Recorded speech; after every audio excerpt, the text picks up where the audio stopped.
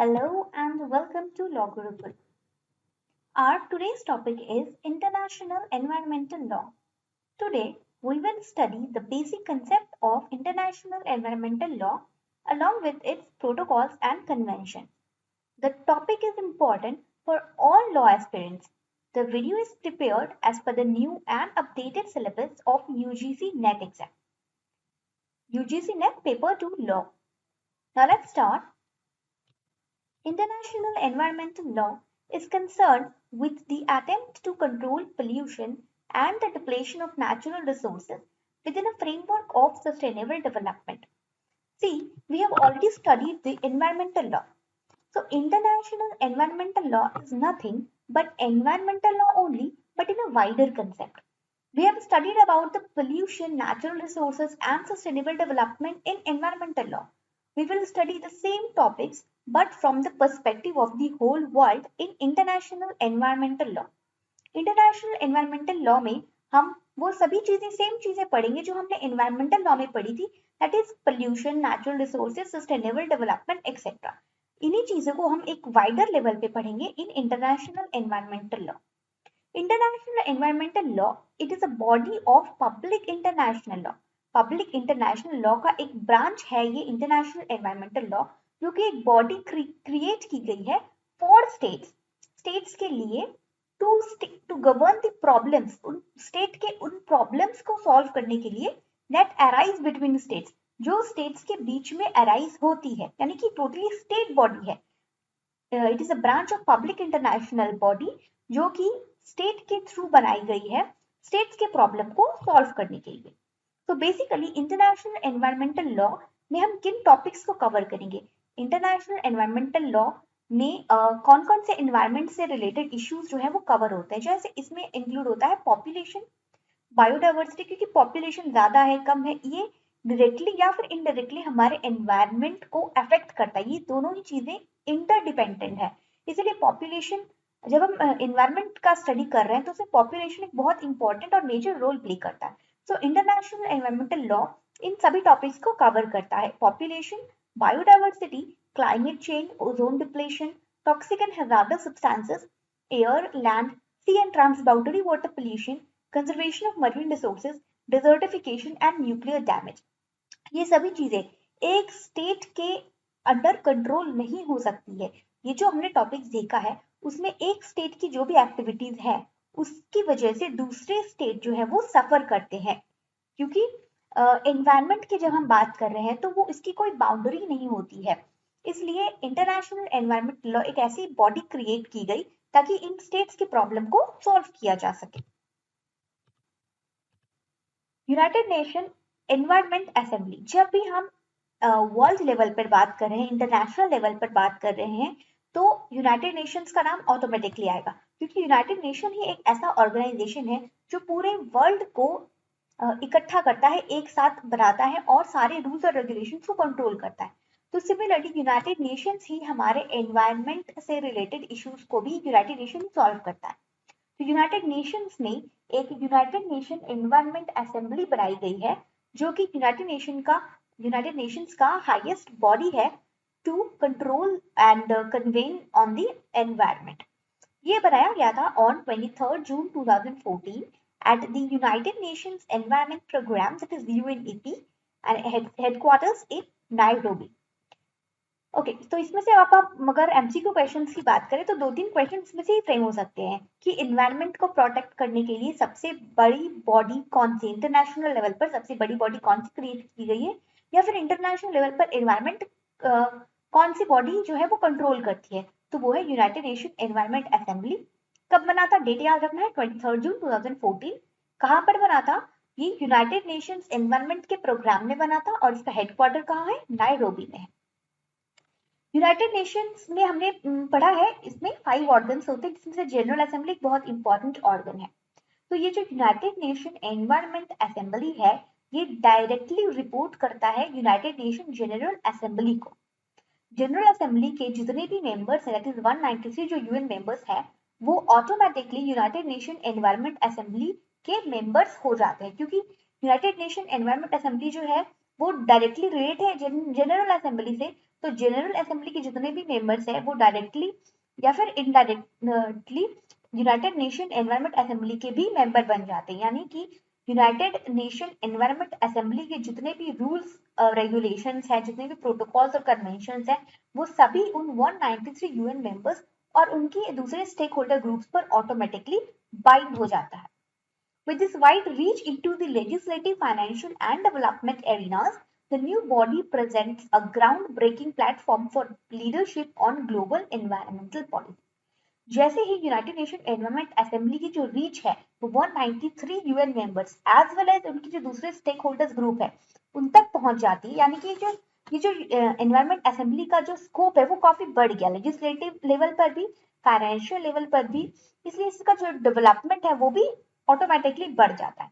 तो जैसे भी हम ब्रॉड लेवल पे आ जाते हैं तो यूनाइटेड नेशन एनवायरमेंट असेंबली के पास एक ऐसा बड़ा प्लेटफॉर्म आ जाता है जिससे वो ग्लोबली इंटरनेशनल लेवल पर सही एनवायरमेंटल पॉलिसीज बना सके और एनवायरमेंट को प्रोटेक्ट करने के लिए एक अच्छा लीडरशिप बिल्ड कर सके। क्योंकि रीच ज्यादा होगी तो उतना बड़ा स्टेज मिलेगा और उतनी ज्यादा इम्प्रूवमेंट आ पाएगी। तो यूनाइटेड नेशन एनवायरमेंट असेंबली को जैसे ही वो जनरल असेंबली के कांटेक्ट में आया, उसके मेंबर स्टेट्स की वजह से इसका जो पावर है, जो ग्राउंड है, वो काफी बढ़ गया, जिससे एनवायरमेंट असेंबली को काम करने में बहुत आसानी हुई। दो मेजर डिक्लेरेशंस हुए थे इंटरनेशनल एनवायरमेंटल लॉ में।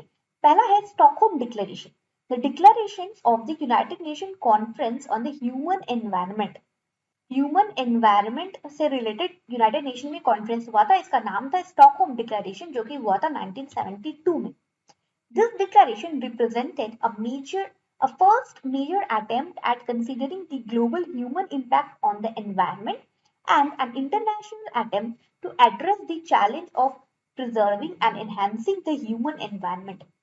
ये पहला डिक्लेरेशन था जिसमें एक मेजर स्टेप लिया गया और ये लोगों ने ऑब्जर्व किया कि जो ह्यूमन एक्टिविटीज है, ग्लोबल लेवल पे ह्यूमन का जो इम्पैक्ट है वो एनवायरनमेंट पर पड़ता है और इंटरनेशनल लेवल पर कुछ ऐसे स्टेप्स उठाने चाहिए ताकि हम ह्यूमन एनवायरनमेंट के जो भी प्रॉब्लम्स है उन्हें सॉल्व कर सके और उन्हें प्रिजर्व कर सके और साथ ही साथ उन्हें एनहांस भी कर सके। यानी जो हमारे पास रिसोर्सेस है उन्हें हम बचा सके, उन्हें और बढ़ा सके और उन्हें और ज्यादा अच्छा से अच्छा उन्हें बेटर बना सके।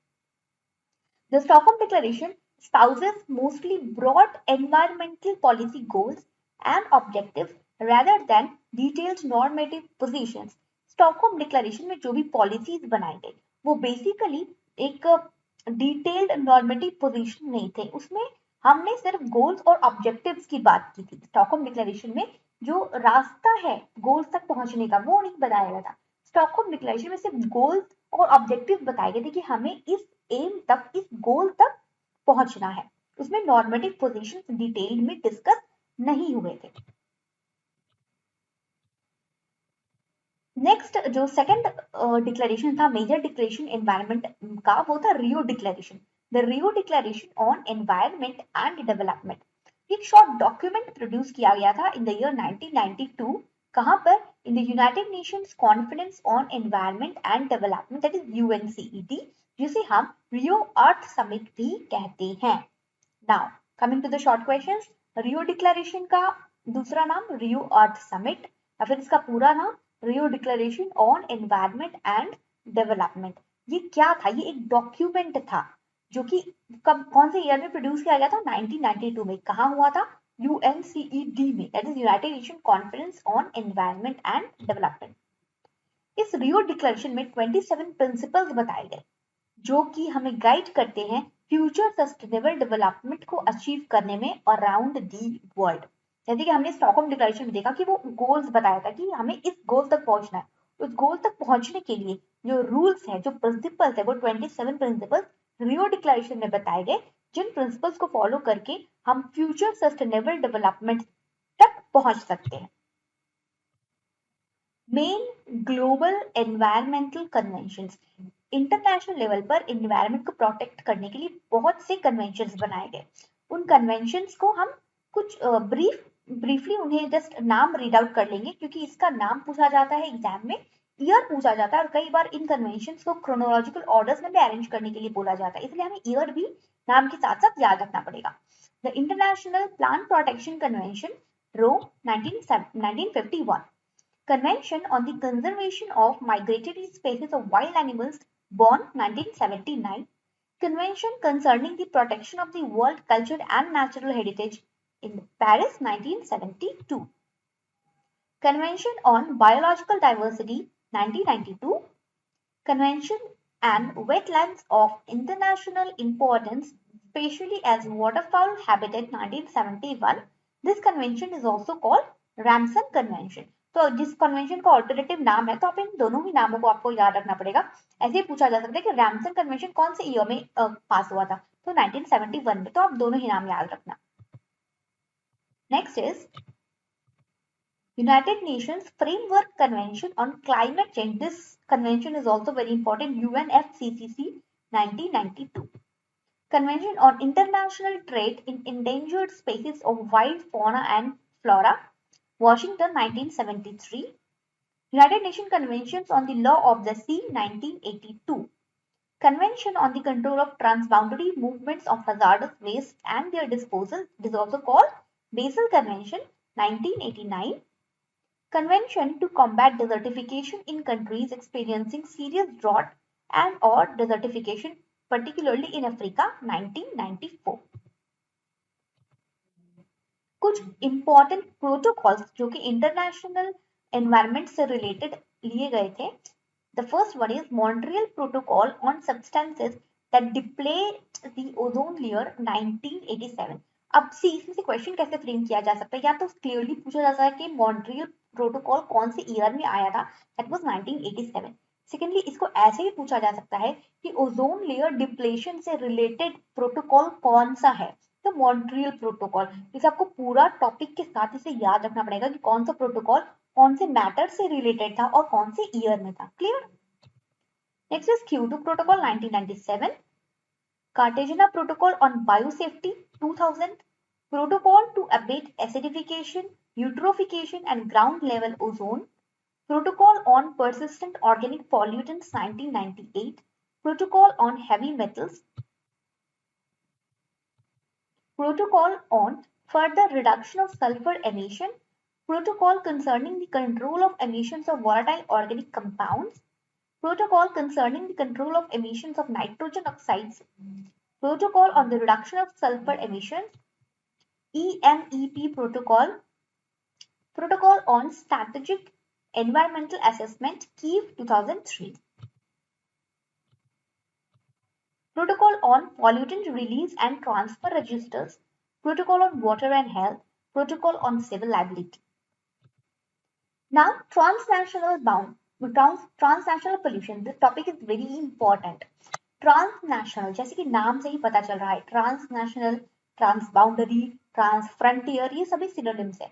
यानी कि जब हम दो स्टेट से रिलेटेड बात कर रहे हैं तो ये ट्रांसनेशनल हो जाए, दो नेशंस इसमें इन्वॉल्व हो जा रहे हैं. Transnational pollution is a pollution whose physical origin is situated wholly or in part within the area under the jurisdiction of one state and which has adverse effects other than effects of a global nature in the area under the jurisdiction of another state. नाम से ही clear हो रहा था कि कोई ऐसा pollution जो कि ओरिजिनली अराइज हो रहा है किसी एक स्टेट में, बट जिसका एडवर्स इफेक्ट जो है वो दूसरे स्टेट में भी हो रहा है. सपोज एक स्टेट में बहुत ज्यादा एयर पोल्यूशन है, तो क्या वो एयर पोल्यूशन सिर्फ उसी स्टेट में रेस्ट्रिक्ट होकर रह जाएगा? नहीं, वो तो एयर है, वो दूसरे स्टेट में फ्लो होके जा रहा है, जिसकी वजह से दूसरे स्टेट का एयर भी पोल्यूट हो रहा है. ठीक है, जिसमें दूसरे स्टेट के लोगों की कोई गलती नहीं है. Similarly for the water also you can say this कि एक स्टेट में अगर हम वाटर को काफी पोल्यूट कर रहे हैं और वही वाटर जो है वो फ्लो होके दूसरे स्टेट में आ रहा है, तो उस स्टेट में भी उन्हें पोल्यूटेड वाटर ही मिल रहा है. फिर वहां क्या लोग उसमें और पोल्यूशन डाल रहे हैं, जिसकी वजह से तीसरे स्टेट में जब वो पहुंच रहा है तो वो बुरी तरह से पोल्यूटेड हो रहा है. तो इसमें ट्रांसनेशनल पोल्यूशन ये कहता है कि एक स्टेट की मिस्टेक की वजह से दूसरे स्टेट जो है वो सफर कर रहे हैं, इसे ही हम कहते हैं ट्रांसनेशनल पोल्यूशन. इसका कोई फिक्स ओरिजिन भी नहीं होता है और अगर ओरिजिन होता भी है तो उसका जो कॉन्सिक्वेंसेस है वो सिर्फ वहीं तक लिमिटेड नहीं रहता, उसकी वजह से ये ग्लोबल लेवल पर उसका जो एडवर्स इफेक्ट है वो देखने को मिलता है। Transnational pollution damage had happened in disasters of Carbonyl, Sanders, Amoco, Cadiz, etc. Mostly ये केमिकल्स के फॉर्म में ज्यादा ट्रांसनेशनल पोल्यूशन जो है वो डैमेज करता है। While transnational pollution problems can be found along political borders at any level of government, international transboundary pollution has proved particularly difficult to address. Transnational pollution का जो प्रॉब्लम है वो जनरली स्टेट्स में पॉलिटिकल बाउंड्रीज की वजह से भी arise होता है, और इंटरनेशनल लेवल पर इस ट्रांसबाउंडरी पोल्यूशन को एड्रेस करना या फिर इसे पर्टिकुलरली फाइंड आउट करना बहुत ही ज्यादा डिफिकल्ट सिचुएशन है, क्योंकि जैसे हमने बताया कि वाटर वाली सिचुएशन जो है कि हर स्टेट के लोग वाटर को पोल्यूट कर रहे हैं, तो एक्चुअली में वाटर किसने सबसे ज्यादा पोल्यूट किया या फिर कहाँ से ये वाटर पोल्यूशन एक्चुअली स्टार्ट हुआ, तो ये चीज एनालाइज करना, पॉइंट आउट करना बहुत डिफिकल्ट होता है इंटरनेशनल लेवल पर भी। इसीलिए ट्रांसनेशनल पोल्यूशन जो है वो एक बहुत ही मेजर इशू है आज के टाइम पे, और इसकी वजह से वर्ल्ड लेवल पर चीजें इफेक्ट, ग्लोबल लेवल पर जो है वो चीजें इफेक्ट हो रही है और बुरी तरह से इफेक्ट हो रही है। लेकिन प्रॉब्लम इसको सॉल्व करने में इसलिए आ रही है क्योंकि हम इसके पर्टिकुलर ओरिजिन तक नहीं पहुंच पा रहे हैं, और कुछ गवर्नमेंट की पॉलिटिक्स की वजह से, पॉलिटिकल इश्यूज की वजह से, गवर्नमेंट पॉलिसीज की वजह से इन प्रॉब्लम्स को सॉल्व करना थोड़ा डिफिकल्ट हो गया। फिर भी ट्रांसनेशनल पोल्यूशंस को लेकर के कुछ कन्वेंशंस बनाए गए हैं इंटरनेशनल लेवल पे ताकि इस पोल्यूशन को कंट्रोल किया जा सके। Convention on long range transboundary air pollution, Geneva 1979। Convention on the Control of Transboundary Movement of Hazardous Waste and Their Disposal, that is the Basel Convention 1989. Convention on the Protection and Use of Transboundary Watercourses and International Lakes, Helsinki.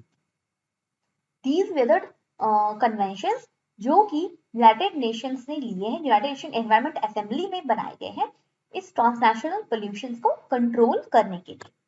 So I hope this video is very helpful for you. Okay, one is left, that is the Environmental Assessment Convention on the Transboundary Effect of Industrial Accident 1992. So I think this video will be very helpful for you for all your exam purpose. If you like the video, please hit the like button, subscribe the channel and press the bell icon to watch the lectures. Thank you.